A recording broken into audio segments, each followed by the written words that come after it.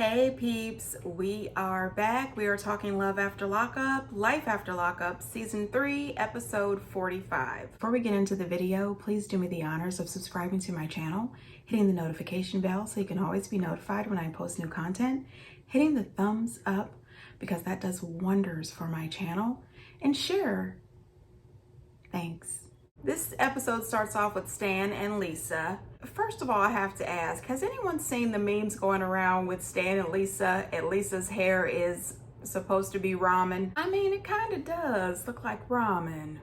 But you know what? I'm not going to talk about this woman's hair. Moving on. Listen, Stan ends up getting a tattoo of Lisa's name on his butt. And I said, you know, this is so disgusting. The last thing in the world that we all needed to see was Stan's butt. You know what I mean? We're already looking at that toupee. And that's bad as it is. I mean, it is 3 or 4 different shades, that toupee. Oh gosh, Stan's toupee bothers me. I don't know why.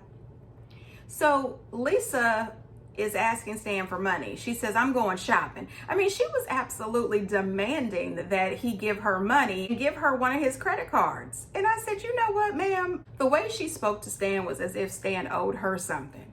You are living in his house where he is paying all the bills. He has bought you a car. He has paid for that hair.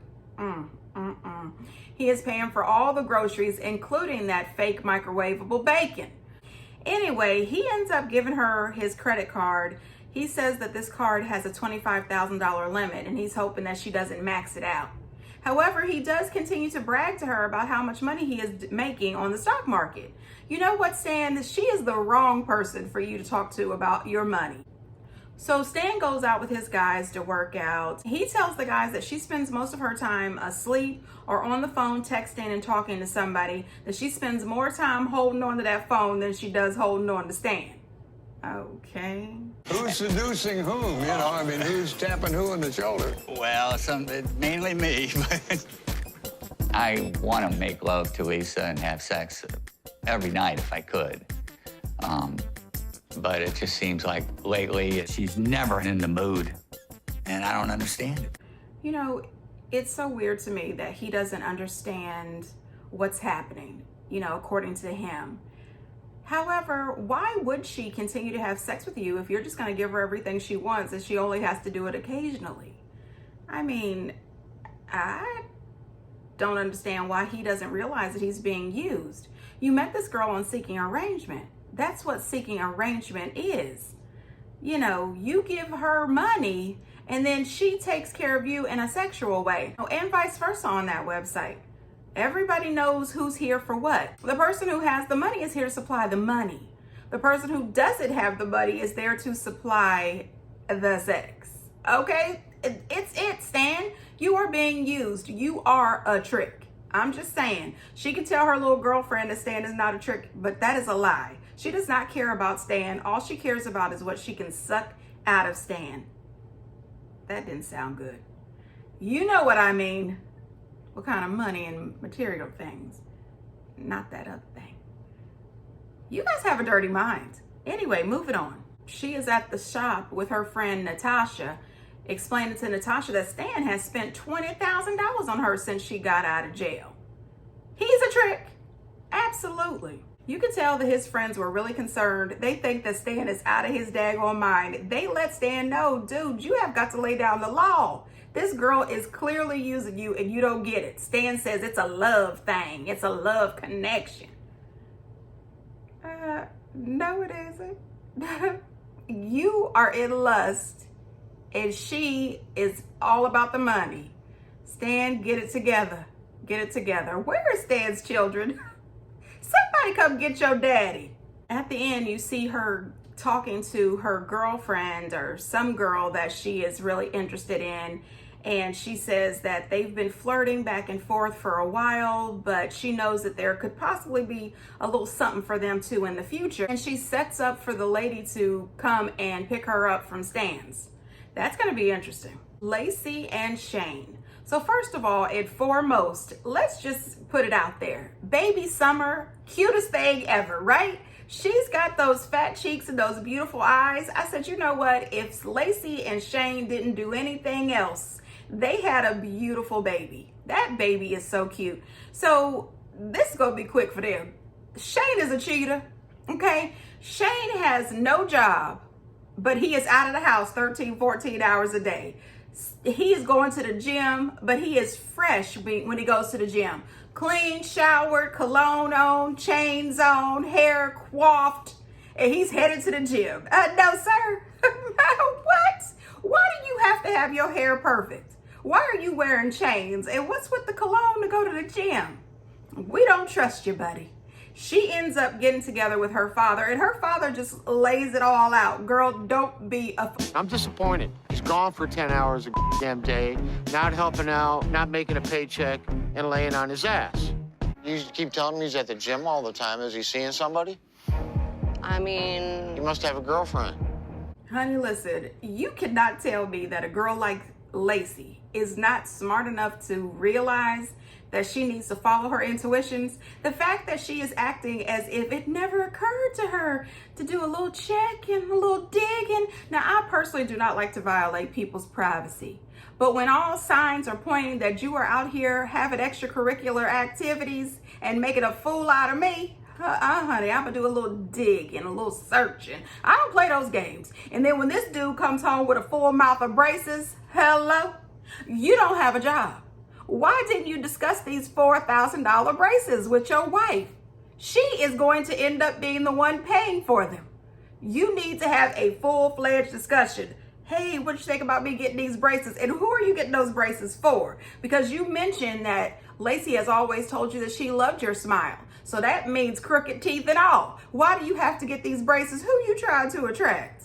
I'm on to you. And then when they get in the bed, he don't want nothing to do with her. But one thing that I thought was odd, she says that she's never been insecure. Now, I've only seen her one season and now this season, so I don't know a lot about Lacey, but there is nothing about her that tells me that she is not an insecure person. Now, I'm not sure because I don't know her, but get down in the comments and let me know. Is Lacey a truly secure, independent woman? Because she doesn't come off to me as somebody who is not insecure.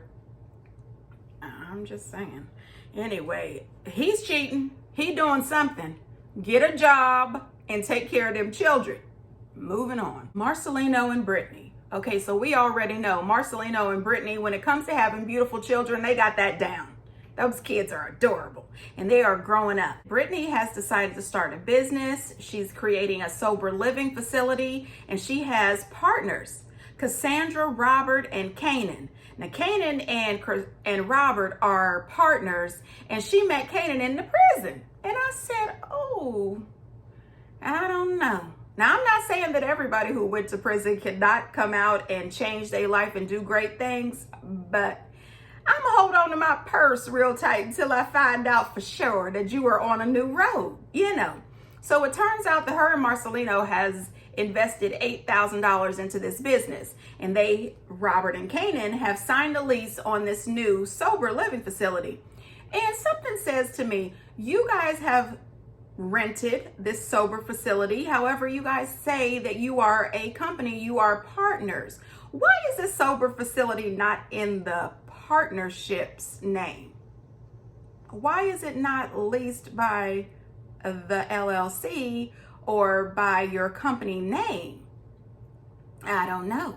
But then she gets this phone call. I checked the bank account and like the money that we put in that bank account is not there. I can't find Robert. I'm like calling him.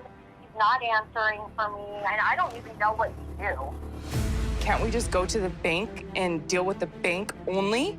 Brittany, our names are not on that account. His name is the only one that's ever been on that account. But Kanan, I thought that you were on the account. Now listen here, honey. Listen here, honey. Listen here, honey. First of all, ma'am, when you are in business, this is business. This is not friends. This is business. Why would you have business accounts that everyone can't be a part of, that everyone is not a signer on? There is no way that I'm investing a dime into a business that we are all supposed to be equal partners and my name is not on anything. And then for Kanan to come back and say that maybe he's fallen off the wagon, maybe he's using again. I said, excuse me, say what now? You guys put everything in Robert's name and he's not all the way sober. You don't know if he's sober. Maybe he's using again. No, ma'am. I mean, seriously, who starts a business and has no clue who all is on the accounts? Brittany makes this comment that she thought that Kanan was on the account. Kanan says, well, I can't be because I'm a felon. Oh, well, what? This is not how business works. This is not how business works. There has to be someone in the group that has some sort of business knowledge. Who are you people working with? Marcelino was already voicing that he had concerns because he doesn't trust these people or know these people. And Brittany wanted him to just completely believe in her and have faith in her. And I know that he does. But where I think she goes wrong is this money is missing. They can't track down Robert, and she doesn't tell Marcelino right away. I think that's a mistake. There is no way that I would not have told Marcelino right then, as soon as I found out, because 1, he's your husband. 2, he gave some of that money for the investment. 3, you don't want him to find out from somebody else. And 4, you want him to trust you. Not only that, he could probably help. There is no way that I would not have told him immediately. So I think Brittany made a mistake by not telling Marcelino right up front. Brittany and Ray. So all I'm gonna say about them is Brittany is still delusional. So her and Ray go bed shopping, and I thought it was a little tacky that they had to let the customer service sales guy know that the reason they're bed shopping is because they had some wild sex and broke the bed. Does he need to know that? No. And did I want even to have that thought or vision? No. Anyway, they're in there bed shopping with Brittany's money, and Ray is still not found his job yet. So Brittany is in there talking about the big ring, the wedding, and the kids. Ma'am, he does not have a job. Why are you doing this? Why are you building all of this up? Oh, we should get pregnant. We should get married. We should have this big ring. We need a big house. We need. Are you paying for all these needs? Because he doesn't have a job yet. This will be a good baby making bed. I don't want to rush it or put a date on it. You don't want to put a date on it. Everything that we want, it costs money, so we're not struggling right now, but I'm just saying I don't want to be in a bind. To have a wedding, that's money. That's rude. That's what I'm saying, like... You're getting a job. What are you going to do? What do you think you're going to do with your paychecks? I'm going to have bills. What bills? I'm gonna have to pay. Like what? Bills. Restitution. That's not cheap. I owe the government $143,000. Whoa, $143,000. Did you see her face? She was shocked and ticked, okay? All right now, you definitely need to investigate if you marry him. Are you on the hook for his $143,000? That'll be interesting to find out. I'm just saying, girl, slow down. You don't know what that payment's going to be. You don't know if he's going to get a new job, which of course we found out at the end of last episode that he does get a job, but you don't know how much that job is going to be. And you don't really know Ray outside of your house. Ray with a job could find a very attractive coworker. You don't know. You have no idea who Ray really is. And Ray really doesn't know who you are either. This is crazy. I still believe that Ray and Brittany are a no-go. Not gonna work. Shawn and Destiny. Now, honey, listen, the best thing about seeing Shawn is Kelly. 100%. Kelly is the only one in Shawn's life that makes sense. Well, actually, his daughter that was on last season, she makes sense. But not Shawn. Shawn is still, unfortunately, a mess. So I like Kelly. Shawn, not so much. So anyway, Kelly and Shawn meet up for dinner. And Kelly makes the comment that after 16 years of dating, Shawn has never taken her to a fancy restaurant. Shawn should be ashamed of himself. This woman has birthed 6 children for him. She is raising their kids. She is there for all of their doctor's appointments, all of their breakups, makeups, all of the times that they are sick, all the times that she is making dinner, she is dropping off, picking up. She's doing all the heavy lifting and paying all the bills. And Shawn thinks that because he sees his kids once a month and because he gives her a little money every now and again, that makes him a good father. No, sir. Absolutely not. So anyway, what I do love about Kelly, well, one of the many things I like about Kelly, is when she got there, she didn't play games with Shawn. She said, let's get right to it. What you want? You know what I mean? Come on with it, buddy, because you didn't invite me here just to be nice. I know that. She was probably thinking he wanted to borrow some money. I'm telling you. Listen, that man would not have surprised me if he would have asked that woman to give him money. And I would have screamed, buddy, no, not a dime. So anyway, he does mention that Destiny calls him and, you know, it's over. She wants him to send money and buy her books. And because he promised to take care of her, you know what, Shawn, I'm not buying it. If she is continuing to call you, you're sending money. You're a lie. Anyway, he lets Kelly know that he's got this new inmate girlfriend. And then Kelly is completely thrown aback. She said, wait, when you last talked to me and our daughter, you said that you weren't going to do this anymore. So he lets her know that he had been talking to both of these women at the same time. And Kelly says, so you want me to believe that you haven't been giving this girl money? And he says, well, not as much. And then he tells the production team that he's given her $7,000. $7,000? $7,000. Okay, that is $1,000 for each one of Kelly's children. Those are Kelly's kids, okay? Because Shawn is he's not even a part-time daddy. That's $1,000 for every one of Kelly's kids and $1,000 for Kelly that she would probably use for the kids anyway. But are you kidding me? You just gave this woman $7,000? She says that Shawn's an idiot, and I second that. He tells Kelly that he has quit his job. Quit his job. And he's moving to Ohio. Let me just say this. I live in Ohio. Shawn, why are you moving to Ohio? Now listen, Ohio is a beautiful place. But again, I repeat, Shawn, why are you moving to Ohio? If I lived in Las Vegas, I wouldn't be moving to Ohio. Our weather is ridiculous here. We have 4 seasons in a day. Snow 1 minute, rain the next minute, sunshine the next minute. It is 50 degrees 1 minute, then it's 92. Buddy, What? Now here's what really ticks me off. This dude then tells Kelly that he would like for Kelly to allow the children to meet his new girlfriend that he's never met. Kelly says, excuse me, what? You've never met this woman, but you want me to meet this woman and then let our children meet her? That is a no. Now let me tell you this. I am so team Kelly. Shawn, you're an idiot. You don't know this lady. This lady is possibly using you. And she's going to come and go as quick as Destiny. And you want to bring this woman in children's life?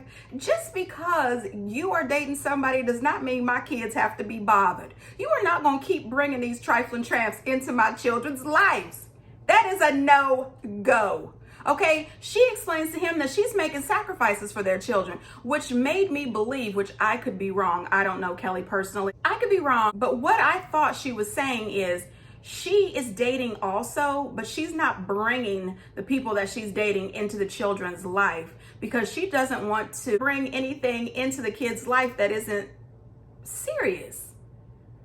And that is a sacrifice. As a parent, I feel the same way. I've been doing that my son's whole life. I could date somebody, but I'm not bringing this dude into my son's life. No, there has only been one guy that has been in my life with my son, and that guy was around for a very, very, very long time. I mean, anybody else, you are not meeting my child until I know this is the real deal. So Shawn is a nut. But then Kelly asked him some other questions, and she has a right to get answers. I mean, I haven't even met her, but I gave up everything. You're an idiot. You're moving to the other state to be with somebody now that you haven't even met. Did she ask you to do that? No. Did she even know you did that? No. Did she even know about the kids? I lied because I don't know her and I didn't want to drag the young ones in. Like, you're just mad that I'm with somebody else and not you. Are you kidding me right now? No. You know what? I'm done with this. No. Ow. You know what? I'm sorry. Everything she said was straight facts. You have got to stop doing this. You lie about everything, Shawn. You lie about your age. You lie about if you have kids, if you don't have kids, how many kids you have. Can you imagine how bad your children feel about that? You are meeting somebody that you want to build a life with, but you can't be honest with them about your children. They're your kids. I don't care what people think. You have 6 kids. You say that. Your kids deserve to be respected. Kelly deserves to be respected. You think if Kelly is out meeting somebody and dating somebody, she's going to say, oh, I've got 2 kids or I have 3 when she really has 6? No, she's going to tell the truth. I have these 6 kids and that's me. That's a package deal. It's me and them. If you don't want to mess with me and them, then bye. You know what I mean? She's not out here trolling the prison websites for a date. And then for you to try to be disrespectful and say that she's jealous. Jealous of what? Jealous of what? Nothing. There is nothing that that woman has to be jealous of you or any of these trifling women that you keep bringing into your life. Now, I don't know Sarah. So Sarah, I'm sorry for calling you trifling. I don't know you yet. But just going off of destiny, Sarah, I'm sorry. I have to judge you a tiny bit. Anyway, what Shawn did was he messed up. Kelly was the one. And now you just, I don't know, you just picking turnips. I have no idea. Anyway, I look forward to seeing the rest of this season. I look forward to seeing Kelly on more episodes. And I look forward to seeing Kelly say, I told you so. I'm just saying. Anyway, you guys, get down in the comments and let me know what you think. And until next time, bye.